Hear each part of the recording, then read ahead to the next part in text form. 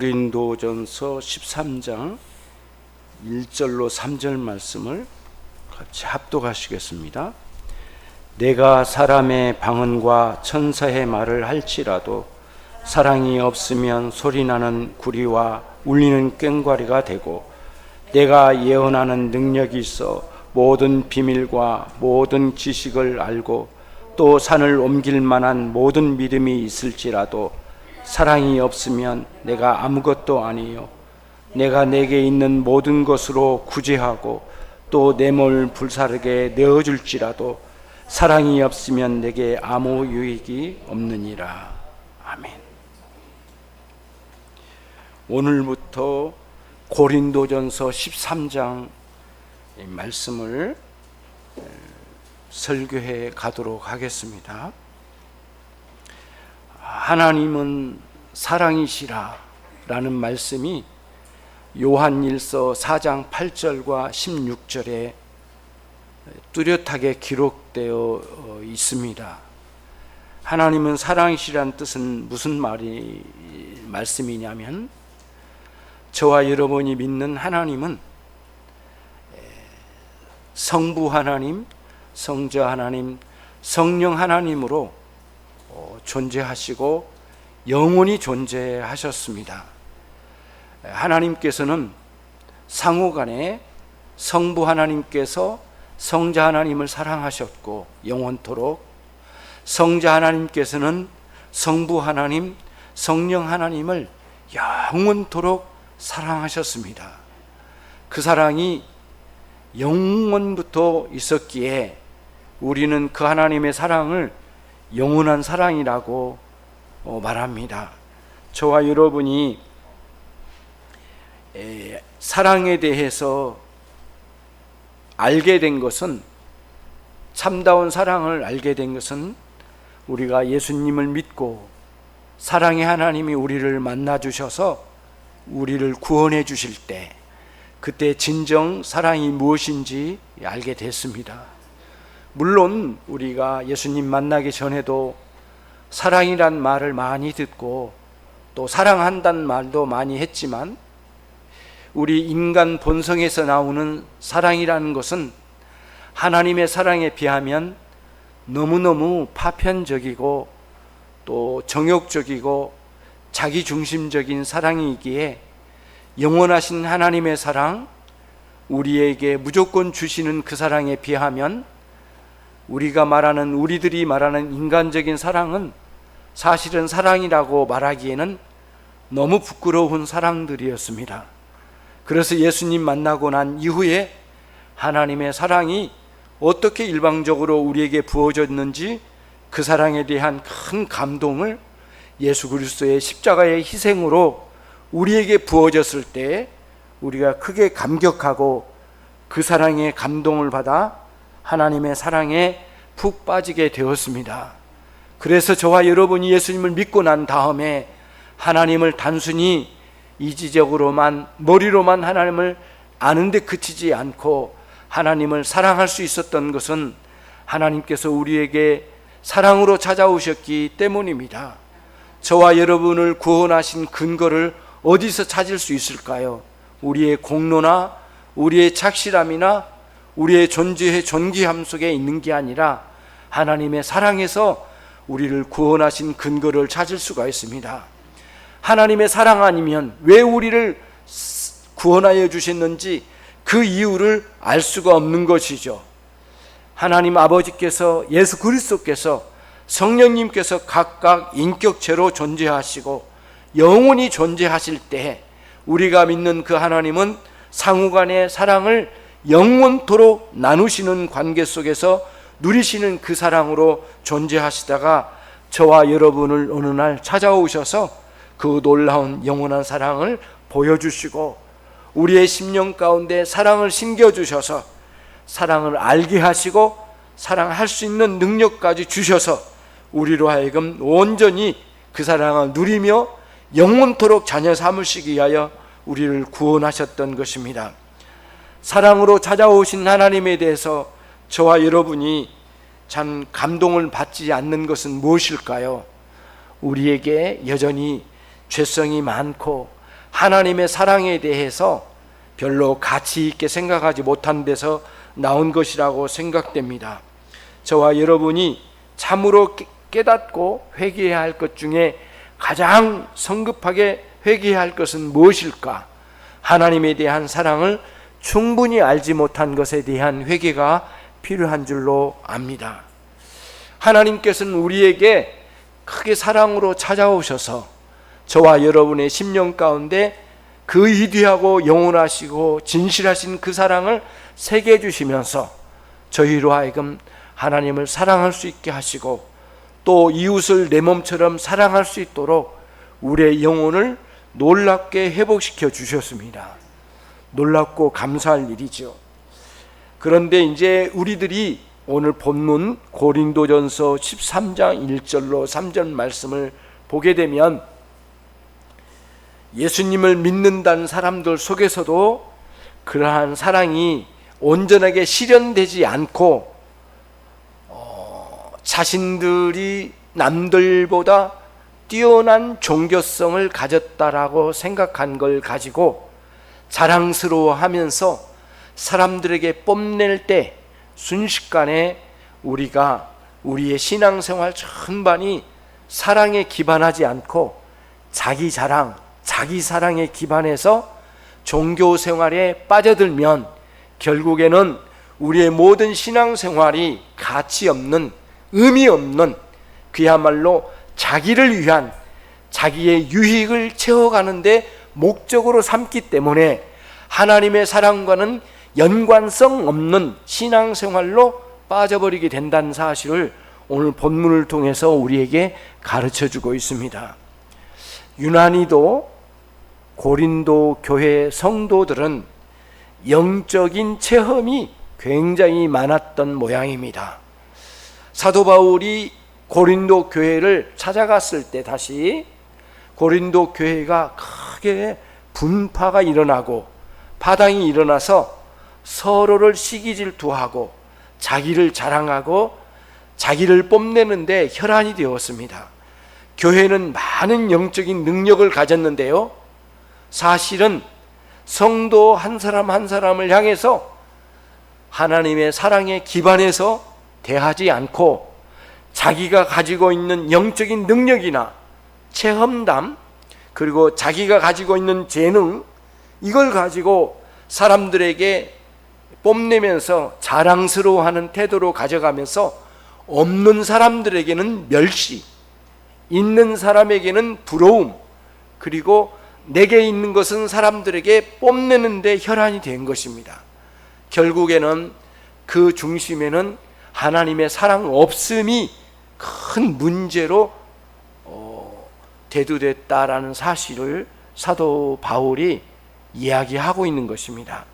그래서 오늘 보면 1절을 보시면 사도 바울은 너희가 사람의 방언과 이렇게 말하지 않고 내가 사람의 방언과 천사의 말을 할지라도 1인칭 자신을 중심으로 해서 이 말씀을 풀어가는 모습을 볼 수가 있습니다.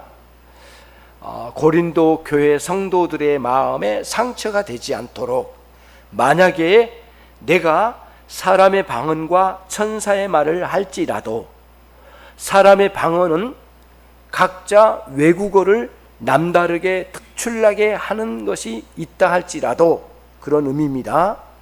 그리고 또 천사의 말, 소위 말하는 방언이죠.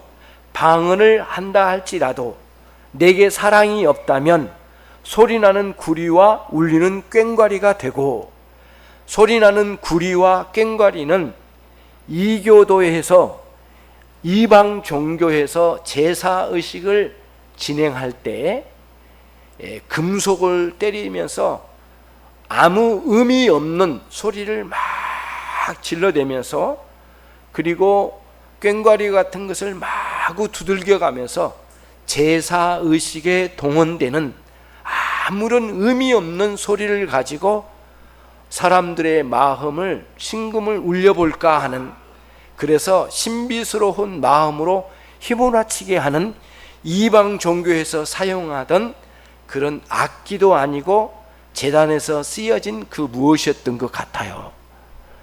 그런데 정말 의미가 없는 거지요. 그러니까 사도 바울이 하는 말이 그겁니다. 사람의 방언과 천사의 말을 한다 할지라도 대단히 부러워할 만한 그 무엇이 있는지는 몰라도 사실은 하나님 앞에서와 교회 앞에서 아무런 가치 없고 의미 없는 소리에 불과할 뿐이다 라고 말하면서 자랑스러워했던 그 모든 것이 하늘나라에선 가치 없는 것이라고 사도 바울이 명백하게 선언하고 있습니다. 다음으로 예언하는 능력, 여기서는 예언하는 능력은 오늘날로 말하면 설교하는 능력이 있어 모든 비밀과 모든 지식을 알고 또 심지어는 산을 옮길 만한 매우 확신된 믿음과 담대한 믿음이 있을지라도 사랑이 없으면 내게 아무것도 아니라 라고 선언함으로써 사랑이 없는 신자의 삶의 현장에 있는 고린도 교회 성도들을 향하여 이것이 무엇인지를 분명히 말하고, 지금 파당지어서 당파지어 있는 고린도 교회의 문제의 중심에는 무엇이 없음이 문제입니까? 하나님의 사랑 없음, 사랑 없음이 문제였습니다. 은사를 가지고 지식을 가지고 심지어는 구제를 하고 가진 것으로 심지어는 몸을 불사르기까지 사람들을 향하여 열정을 가지고 헌신한다 할지라도 모두 자기 자랑을 일삼는 데 사용되기 때문에 그야말로 가치 없는 것이라고 하는 사실을 사도 바울이 여기서 지적하고 있는 것입니다. 저와 여러분이 산상수훈을 들을 때 같은 맥락의 말씀을 들은 적이 있습니다.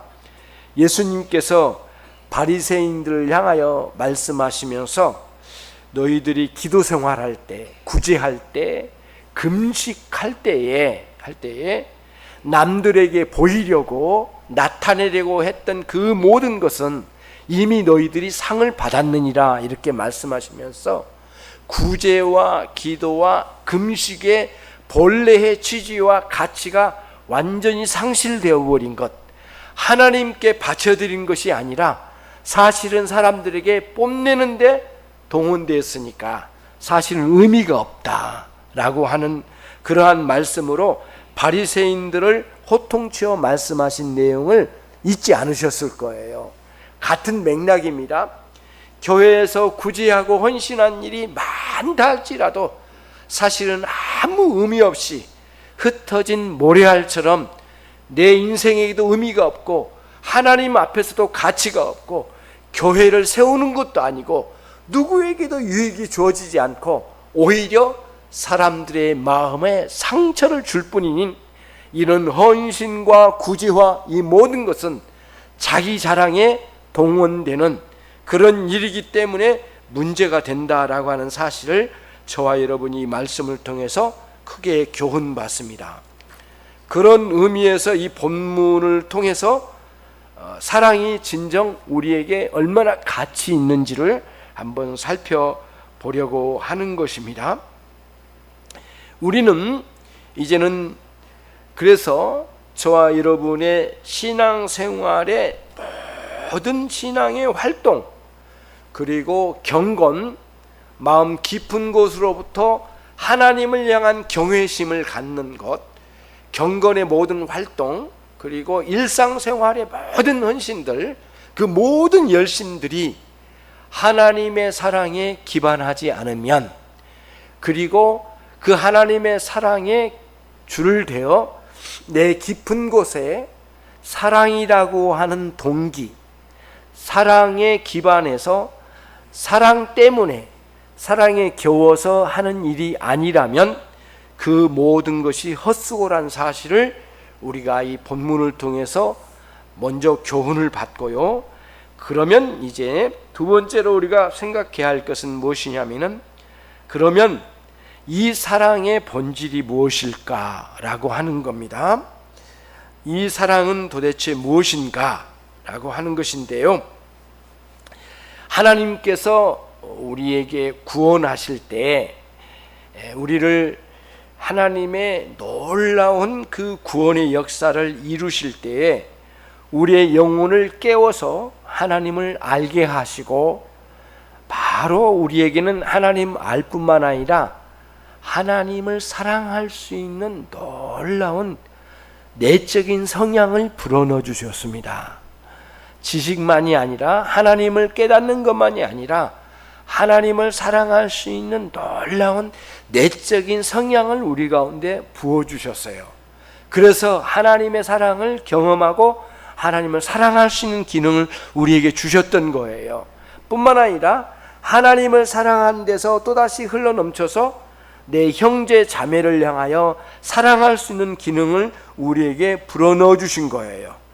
그래서 하나님을 향해서 사랑할 때에는 하나님을 깊이 사랑하면서 하나님을 향한 경배와 헌신의 마음으로 쏟아져 나오게 되고요, 이웃 내 형제를 향해서 사랑할 때에는 형제를 향한 자비심과 섬김으로 흘러나옵니다. 이런 방식으로 흘러나와서 하나님께서 내게 베풀어 주신 이 사랑이 흘러나오는 거죠. 그렇게 해서 사랑이 우리에게 실현되도록 역사해 주셨습니다. 이러한 사랑을 우리는 아가페 사랑이라고 말합니다. 아가페, 하나님의 사랑의 길을 되어서 그 사랑으로 흘러 넘쳐서 내 심령 가운데 쏟아 부어지고, 나도 사랑할 수 있는 능력이 주어지고, 사랑의 사고방식을 가지고 사랑할 수 있는 지혜와 능력을 가지고 내 형제와 자매를 사랑할 수 있는, 우리를 사랑할 수 있도록 역사해 주신 것이에요. 그래서 저와 여러분이 산성교회를 출석하면서 하나님을 예배하고 또 우리 형제 자매를 사랑하는 마음으로 함께 공동체를 이뤄나가는 우리들이 꼭 돼야 되겠습니다. 그때 잊지 말아야 될 매우 중요한 요소, 첫 번째 한 가지는 무엇이냐면, 하나님으로부터 막연하게 사랑이 온다라고 생각하지 마시고, 이 사랑은 성령께서 특별하게 우리 가운데 역사하셔서 성령께서 우리 가운데 믿음을 일으켜 주시고, 그 믿음의 중심에 사랑을 담으셔서 사랑의 역사를 일으켜 주십니다. 그래서 저와 여러분이 누구를 대하든 마음의 메마름으로 대하고 있지 않은지 스스로를 한번 살펴보셔요. 내가 단순히 의무감으로만 행하고 있는 것 아닌가? 나 오늘 예배당에 올 때 어쩔 수 없이 나가 집사이고 내가 권사직을 가지고 있으니까 오늘 같은 날 내가 가지 않으면 안 되겠네? 이러한 식으로 하나님께로 나아가는 것을 경계하시고 잘못된 인식을 깨트리시고 항상 생각하시기를, 성령께서 내 안에 부어주신 이 사랑에 겨워서 예배해야 할 텐데 내가 사랑이 없는 이유는 무엇일까? 하나님의 사랑에 대한 집중함이 없고 하나님의 사랑에 대한 감동, 감화가 없음, 이것은 성령께서 내 안에 역사하심에 대해서 눈뜨지 않고 거룩한 성령을 부어주셔서 나로 하여금 자비하신 하나님을 향하여 사랑의 눈을 뜨지 않고 그야말로 종의 영의 형식으로만 예배하려고 하는 내 모습이 너무 부끄럽습니다 라고 하는 그러한 자기 성찰을 통해서 뉘우치는 마음의 자세를 꼭 갖춰야 됩니다. 그리고 마음이 본래의 예배의 성격에 맞지 않을 때에 반성해야 되고요, 본래의 성도를 향한 사랑의 성향에 맞지 않게 대하는 내 마음의 태도를 성찰해서 이게 잘못되었구나 라고 생각을 가지고 마음 깊은 곳으로부터 진정한 마음의 애정과 그리고 이러한 새로운 기질을 형성하여 이루시는 성령의 역사하심을 따라서 형제 자매를 사랑할 수 있는 저와 여러분이 되시기를 축원합니다. 여러분 심령 가운데 이 하나님의 사랑이 풍성하게 일어나서 성령의 역사하심으로 영적이고 신령한 이 사랑의 열매를 맺어가는 매일의 삶이 되시기를 주님의 이름으로 축원합니다. 그런 의미에서 성령의 역사하심을 꼭 염두에 두시고 성령께서 역사하시는 이 사랑에 따라 우리의 삶이 이루어지고 있음을 여러분이 인식하시길 바랍니다. 자, 그 다음 우리들이 생각해야 할 것은 무엇이냐 하면은 사랑이란 본시 그 사랑의 대상을 향하여 어떤 태도를 갖느냐가 굉장히 중요한데요. 사랑이란, 진정한 사랑은 사랑의 대상을 수단으로 여기지 않는다라는 것이 하나의 특징입니다. 다시 말씀드릴게요. 사랑은 사랑의 대상을 향하여 수단, 도구로 삼지 않습니다. 그러니까 내가 사랑하는 대상을 통하여 사랑해 주므로 내가 사랑을 대가로 받아내려고 하는 수단으로 사용하지 않고, 내가 저 사람을 향하여 사랑할 때 그 사랑의 대상으로부터 다시 뭔가를 유익을 얻어낼 수 있을 거라고 하는 기대감을 가지고 하는 사랑은 이미 사랑의 대상을 수단으로 여기는 그릇된 사랑의 방식인 것입니다. 본시 사랑은 사랑의 대상을 목적으로 삼습니다. 그래서 저와 여러분은 하나님을 사랑할 때 하나님께로 전적으로 드려진 사랑이지, 또 하나님께 드려지고 하나님께 영광으로 올려진 사랑이죠. 그런 사랑의 사랑으로 드려진 것이거든요. 그래서 하나님께서도 우리를 대하실 때 목적으로 대하셨습니다. 항상. 그래서 일방적 희생적 사랑으로 우리에게 주시지 않았습니까?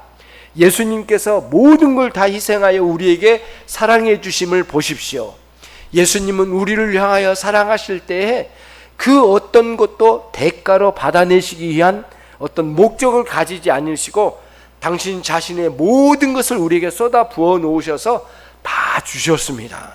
그 놀라운 사랑으로 우리에게 주신 것이죠. 우리가 이제는 하나님을 향하여 사랑할 때도 이웃 형제를 사랑할 때도 마찬가지입니다. 우리가 받고자 하는 사랑이 아니라 뭔가를 다 주어도 다 주고 받지 않아도 나는 상관없다, 다 쏟아놓는 그러한 사랑이죠. 인간 관계에서 가장 하나님의 사랑에 비슷하게 와닿는 사랑이 있다면 아마도 모성애, 부성애가 아닐까 이런 생각이 듭니다. 부모가 자식을 향한 사랑은 어떤 면에서는 자식으로부터 받을 거라고 하는 기대가 크게 있지 않고 내 자식을 향한 사랑인 그 자체가 성격적으로 일방적으로 다 쏟아서 희생해도 아무런 문제가 되지 않는 사랑으로 쏟아놓는 사랑이죠. 그래서 모성애, 부성애 사랑이 굉장히 놀라운 인간 관계에서 가장 아름다운 사랑이지 않습니까? 그 사랑을 극대화시키면, 무한대로 확장시키면 하나님의 사랑, 그리스도의 사랑, 십자가 사랑이 우리를 향하여 일방적으로 부어주신 사랑으로 우리에게 주어진 거죠. 그래서 저와 여러분이 하나님의 사랑에 기반해서 사랑하실 때 혹시 사랑의 대상인 그 사람이 나를 향하여 실망시킬 때, 그때에 우리는 그거를 문제 삼아서 물고 늘어지지 말고, 때로는 상처받고 힘들 때도 있겠지만 그때마다 우리는 어디를 향해야 되겠어요? 그 사람에게 사랑해 준 만큼 받아내거나 받아내지 못한 것으로 인하여 서운해하고 섭섭해하고 마음 아파하고 미워하지 마시고, 실망시킬 때마다 우리는 돌아가 보는 겁니다. 일방적으로 사랑해 주신 하나님을 향하여, 나를 위하여 십자가에 모든 것을 쏟아놓으신 그리스도를 향하여 돌이켜 보는 것입니다. 나는 진실로 그 사랑에 온전하게 반응했는가를 되돌아보는 계기로 삼으시는 여러분이 되시기를 바랍니다. 여러분 아멘으로 대답하셨습니다. 앞으로 저와 여러분, 저도 마찬가지입니다.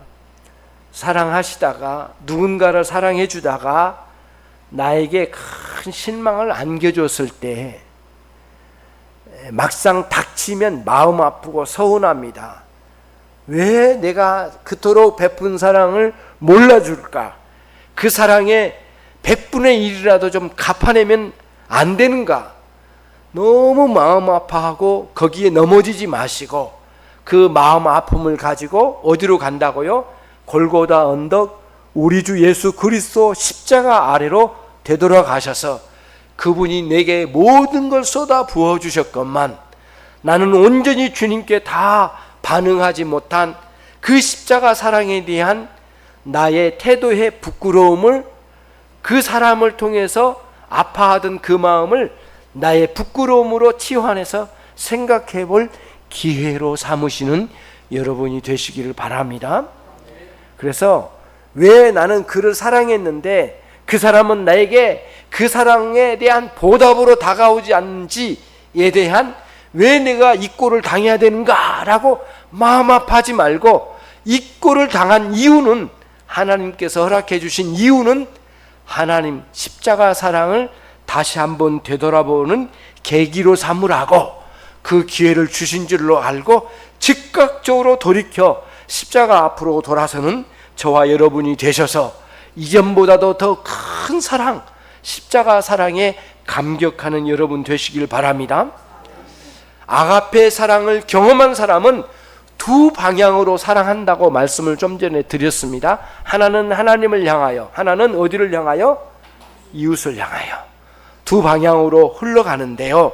하나님을 향하여 나아갈 때는 특히 사랑의 눈길에 그 목표 지점에 무엇이 있는가? 특히 하나님께는 하나님의 무한한 아름다움입니다. 아름다움을 향합니다. 하나님의 아름다움입니다. 하나님의 하나님다우심, 이 땅에서는 볼 수 없는 하나님께만 있는 그 아름다우심, 그 선하시고 긍휼이 넘치시고 한 번도 깨지지 않는 아름다움을 온전히 갖추시고 가까이 가면 갈수록 인간은 냄새나고 인간은 실망거리가 많지만 가까이 가면 갈수록 하나님은 더 아름다우셔서 그 아름다움이 내게 꽉 채워주시고 경험하면 경험할수록 그 아름다움의 신비로움에 도취되어 더 하나님께로 가까이 갈수록 우리의 마음의 충만함을 누릴 수 있는 하나님의 아름다움을 바라보는 내가 하나님을 향하여 사랑으로 다가갈 때 그 아름다움이 쏟아져 내려온다는 논리를 꼭 잊지 마시기를 바랍니다. 사람에게 아름다움을 느끼실 때가 있으실 거예요. 굉장히 빼어난 탤런트나 이런 사람들을 보게 되면 우리가 화면으로만 봐도 굉장히 놀랍지만 실물로 만나면 굉장히 놀랍고 감동받을 거예요. 근데 사람은 가면 갈수록 겉보기의 아름다움 속에 그에 걸맞는 인격과 진정한 인간성의 아름다움은 온전히 갖춘 사람은 여기에 있지 않거든요. 이 땅에 있지 않아요. 예. 그런 사람은 있지 않아요. 근데 가면 갈수록 만나면 가까이 갈수록 뭐예요? 냄새나고 가까이 갈수록 그 아름다움이 깨져버리거든요. 크게 실망하게 되는 것이죠. 그래서 저와 여러분이 하나님을 향한 사랑으로 가까이 가면 갈수록 그 아름다움과 거룩하심과 영광스러우심이 우리에게 쏟아져 부어지는 겁니다. 그때에 우리의 영혼에 부어지는 그 아름다움과 거룩하심과 영광스러우심이 채워질 때 우리의 영혼의 큰 기쁨과 그 환희는 우리의 평안은 이루 헤아릴 수 없는 놀라운 경험을 갖게 될 것이에요. 그 다음 사람을 향하여 이웃을 향하여 사랑으로 나아갈 때에 사랑 우리는 바라보는 것은 무엇을 바라봐야 되는가? 겉보기에 아름다운 얼굴을 보는 것 아니고요. 그 사람은 단순한 인격만을 바라보는 게 아니에요. 그 사람에게 있는 하나님의 형상을 바라보는 겁니다. 하나님께서 그 사람에게 두신 아름다운 하나님의 형상을 두셨어요. 물론 깨어져서 엉망진창된 사람도 있겠지만 여전히 하나님께서 그 하나님의 형상을 두시고 기대하시고 여전히 하나님께서 자연적인 의미의 은혜를 주시던 특별한 은혜를 부어주시던 하나님께서 그 인간을 향하여 그 사람을 향하여 기대하시고 있는 그것 때문에 그 사람을 향하여 사랑할 수 있게 되는 것입니다. 그래서 그 외에 실망스러운 요소는 우리가 불쌍히 여기고 감춰주고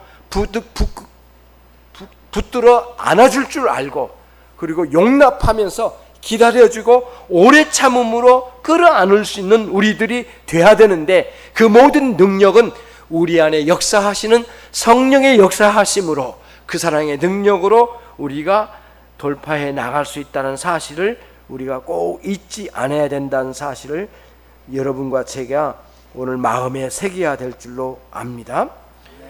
그런 의미에서 하나님의 사랑을 통하여 저와 여러분이 하나님을 향하고 또 한편으로는 이웃을 향하는 우리 모두가 되어야 되겠습니다. 끝으로 이제 우리에게 주어질 구원의 은혜로 말미암아 주어지는 많은 요소들이 있습니다. 많은 이제 아름다운 미덕이 있을 텐데요. 남을 아름답게 섬기는 일도 있을 것이고요. 남을 향하여 희생하는 일도 있고요. 작지만 남을 향하여 선행도 베풀고요. 이 땅의 정의를 위하여 싸우기도 하고요. 타인을 해치지 않고 아름답게 돌보는 기회도 있을 거예요. 그 모든 것이 어디로부터 출발해야 된다고요? 하나님의 사랑으로부터. 그리고 그 사랑의 기원에서 그 사랑의 출발로 흘러 넘쳐야 된다는 거예요. 근데 그 속에는 사랑의 대상이 내게 이만큼 갚아줄 것이라는 기대감으로 가는 것이 아니라 하나님께서 이토록 많은 사랑을 부어주셨기에 나는 저 사람을 향하여 사랑하는 것은 하나님의 사랑에 비하면 1만 분지 1도 못돼 라고 하는 인식을 가지고 사랑할 수 있는 저와 여러분이 되시기를 바랍니다. 그래서 하나님과 사람들을 사랑할 때에 그 대상을 존중하고 아름다운 의무를 잘 수행하면서 하나님께는 공경과 경외심을 가지고 예배하고 사람들을 향하여는 신뢰하는 마음과 인정하고 그 사람을 향하여 애정을 가지고 그 사람을 향하여 불쌍히 여김과 속임수 없는 올바른 마음의 태도를 가지고 우리의 시기심과 탐욕을 버리고 그 사람을 향하여 사랑할 수 있는 그런 기능을 가지고 사랑할 수 있는 저와 여러분이 되시기를 바랍니다. 그렇게 해서 마음 깊은 곳으로부터 솟구쳐 오르는 하나님의 사랑으로 마음껏 사랑하다가 때로는 지치고 넘어졌을 때 그때에 우리가 주님 앞에 엎드리고 하나님의 사랑에서 크게 충전받아서 새롭게 일어서는 여러분과 제가 되기를 원합니다. 마지막 이제 교훈 말씀 적용해 보도록 하겠습니다. 이 하나님의 사랑이라는 말씀으로 우리 스스로를 성찰해 보는 기회로 삼으시는 계기가 되시기를 바랍니다. 영적인 상태가 어떠한지를 진지하게 점검해야 되겠습니다. 우리의 신앙이 단순히 지식과 형식에 머물러 있는 우리의 신앙생활을 아닌가, 아니면 참된 사랑의 열매를 맺어가면서 살아가고 있는가를 살펴보시라, 이런 말씀입니다. 여러분, 이렇게 사랑에 대해서 생각할 때 위험스러운 것은 무엇이냐면은 가장 가까이 있는 남편과 아내를 향하여 아무렇게나 생각했던 것에 대한 뉘우침이 먼저 우선돼야 되는데 이것을 간과하고 가면 안 됩니다. 이제는 말부터 고치고요, 그 다음에 용어도 고치고 호칭도 좀 고쳐가야 되겠고요. 단순히 모양 갖춤이 아니라 사랑은 말에 있지 않고 실제로 마음 깊은 곳으로부터 실행으로 옮겨져야 될 사랑이기 때문에 말과 혀로만 사랑하지 말고 행동과 진실함으로 사랑할 수 있는 우리가 돼야 되겠습니다. 그런 차원에서 자기 성찰에 여러분들이 이 사랑의 관점으로 자기를 성찰하는 여러분이 되시기를 바랍니다. 가정생활이 정말 중요합니다. 가정생활을 어떻게 하고 계십니까? 가정의 기쁨이 넘칩니까? 아내와 남편을 향하여 정말 그 하나님의 사랑에 기원하여 사랑하고 계십니까? 언제나 아끼고 있습니까? 아내를 좋아합니까? 남편을 좋아합니까? 아내를 아끼고 있습니까? 남편을 아끼고 있습니까? 그 모든 것을 희생해서라도 남편과 아내를 위하여 모든 것을 쏟아 부을 수 있는 충분한 마음이 있습니까? 가정생활에 회복이 있어야 됩니다. 교회 생활로 돌아와 보십시다. 교회에 남들을 향하여 의식하고 있지 않습니까? 예배 시간에 남들을 향하여 뽐내고 있지는 않습니까? 기도 생활을 남들에게 보여주려고 하는 것 있지 않습니까? 교회의 헌신과 모든 모양 갖춤이 내 이익과 내 유익과 나의 자랑에 잇대어 있다면 이거야말로 엄청난 문제가 아닐 수 없습니다. 직장 생활과 사업장, 일터에서 여러분은 어떤 삶을 보여주고 있습니까? 하나님의 사랑에 겨워서 감격스러운 마음으로 희생하며 살고자 하고, 내가 이 직장에서 뭔가를 얻어내는 것이 목적이라고 생각하지 않고, 물론 월급 받고 살지만은 내가 진실로 내가 오늘 이 직장의 사장과 그리고 종업원들을 위하여 내가 조금이라도 희생하고 섬길 수 있는 기회가 있지 않을까, 이런 마음의 태도를 가지고 열심으로 살아가는 우리가 돼야 되겠습니다. 어느 직장인의 이야기인데요, 직장인은 신우회가 있습니다. 신우회가 있어요. 그래서 점심때 밥을 일찍 먹고 예수 믿는 사람들끼리 모여서 예배도 하고 또 헌신도 하는 그런 일들이 있는데, 어느 직장인 이야기인데요, 예배 아침에 일찍 와서 사무실을 청소하고 잘 청소하고 모든 건 정위치에 다 두고, 그 다음 이 건물 안에 있는 모든 화장실에 남녀 화장실마다 다 들어가가지고 수건을 갈아치워서 다 아침마다 새 것으로 갈아치워서 오후에는 그 수건을 거두어가지고 다 세탁해 놓고 말렸다가 다시 아침에 갈아치는 이런 일을 헌신한 그런 지체의 이야기를 들은 적이 있습니다. 정말 아름답지요. 하나님께서 그의 길을 인도하신다고 하는 생생한 간증을 들은 적이 있습니다. 정말 아름다운 섬김이었다라고 생각이 됩니다. 어떤 분은 이분이 남들보다 많은 공부를 하신 분은 아니셔요. 그런데 옛날에 그 한국통신에서 근무하면 굉장히 좋은 직장으로 알려졌잖아요. 굉장히 좋은 직장이었는데요, 거기서 근무하시는 우리 권사님 한 분의 이야기인데, 자기는 많이 배우지도 못하고 남들보다 일 많이 잘하는 것도 아니고 남들처럼 이렇게 컴퓨터를 다룰 줄도 모르지만 항상 식당에서 섬기면서 그 사무실에 있는 전체 내용을 모든 곳을 다 청소하는 일을 매일 했답니다. 그리고 다 청소하고 성경 읽기를 조금이라도 시작하면 이제 직원들이 또 상사들이 다 이렇게 출근이 아니고 들어온답니다. 그때 그렇게 섬김의 시기가 자기 인생에는 가장 아름다운 시기였다는 고백을 들은 적이 있어요. 저와 여러분이 어떤 모습으로 섬길지는 모르지만 우리들이 직장 생활이 아니든 사업장이 아니든 우선 가정에서 그러한 섬김의 자리에 가실 때에 누구에게 보답받고자 하는 게 아니라 하나님의 사랑에 겨워서 그렇게 할 수 있는 우리 모두가 되기를 원합니다. 전능하신 하나님께서 저와 여러분을 사랑해 주시고 구원하여 주실 때에 하나님의 이런 놀라운 사랑을 이 세상 가운데 펼쳐 보이라고 하나님께서 우리를 구원하셨으니, 이제는 우리 스스로가 자신에게 한번 물어봐야 되겠습니다. 나는 하나님과 이웃을 향하여 희생적으로 사랑하고 있는가? 나는 누군가를 섬기고 있는가? 나는 누구의 짐을 함께 지려고 노력해 본 적이 있는가? 나는 누구를 위하여 진실로 기도하고 있는가? 이러한 마음의 태도를 가지시고 하나님의 사랑의 충만함을 누리고자 해서 하나님께 구하십시오. 하나님의 사랑에 감격적으로 경험되게 하시고 내 마음에 그 사랑의 충만함으로 살아가게 하시고 사랑의 열매를 여러 생활의 영역에서 맺어갈 수 있도록 내게 역사해 주시고 나를 그 사랑으로 이끌어